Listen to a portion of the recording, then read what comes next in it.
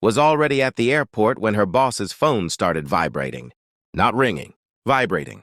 That quiet, insect-like tremor that feels private, dangerous. We were standing near Gate C-17, fluorescent lights, polished floors, the smell of burnt coffee and impatience.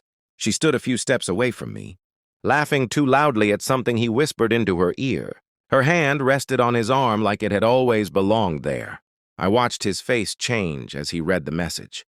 Color drained first, then breath. He looked at her, then at me. Like I was a mirror he didn't want to face. "What did you make him do?" He snapped, voice cracking, eyes wild. I said nothing. Because the damage was already done, and because this moment had been engineered weeks ago. I had warned her. Not shouted, not begged, just one sentence spoken calmly over dinner, while she scrolled through her phone and pretended not to hear the tension in my voice. "If you get on that plane with him," I said, cutting my steak with surgical precision, "don't bother coming back to the house." She smiled, mocked me with a soft laugh. "You're being dramatic," she said. "You don't own me." No, but I owned the truth. She didn't deny the affair. She reframed it. Said it was strategic. Said he was helping her career. Said I was insecure. She packed that night. Not hurried, confident, certain I was bluffing. I watched her leave with a suitcase and a smile. I didn't chase. I waited. Suspicion isn't loud. It's quiet, persistent. It lives in small details. A phone face down. A calendar invite labeled consulting. Late nights explained, with jargon meant to intimidate, rather than inform. I didn't confront her because confrontation is messy. I prefer clean lines. I started with records. Not hers, his. Corporate filings, expense reports, travel reimbursements hidden under subsidiaries, a pattern of personal indulgence disguised as business necessity. Then emails, archived, deleted, recovered. He wasn't just her boss. He was married, leveraged, and committing fraud to fund the illusion of control. I documented everything. Dates, amounts, names. And then I waited for the right lever.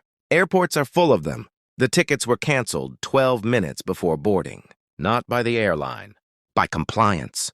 His company's compliance department, alerted by an anonymous packet that landed in their inbox 3 days. Earlier, clean, organized, impossible to ignore. The CFO had read it, verified it, and sent one sentence to his phone. "Do not get on that plane." That was the message that turned his face into chalk. She stared at him, confused. Then angry, then afraid. "What's going on?" she asked. He didn't answer her. He looked at me. That's when she understood. Her eyes narrowed. "You did this." I met her gaze, calm, detached. "I warned you." She laughed at first. A sharp, brittle sound. "You're lying." The gate agent called their names, then shook her head. "Tickets are invalid," she said, already moving on. Her boss stepped away to make a call that wouldn't save him. She stood frozen. The truth doesn't need to be screamed. It only needs to be placed where it can't be avoided. I leaned closer, lowering my voice so only she could hear. "He wasn't investing in you," I said. "He was expensing you." Her face collapsed in slow motion. I watched it happen. Every micro-expression. The denial fighting gravity. "You're bluffing," she whispered. I handed her my phone. One email, one spreadsheet, one hotel receipt with her name misspelled. She read and read again. Then she looked up, eyes glassy, lips trembling. "You ruined my life." I tilted my head slightly. "No," I said. "You outsourced it." Security approached him, quietly, professionally. He didn't resist. She didn't follow.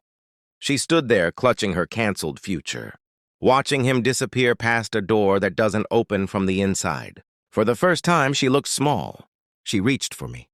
I stepped back. Now I'm home. The house is quiet, exactly how I left it. Her things are gone. I had them boxed and delivered weeks ago. No note, no explanation, just absence. I sit in the dark, not because I'm broken, but because I'm finished. There's no victory in revenge, only precision. She chose to leave. I chose to make sure she understood what she was leaving behind. The silence doesn't hurt anymore, it listens. And for the first time, I'm the one in control.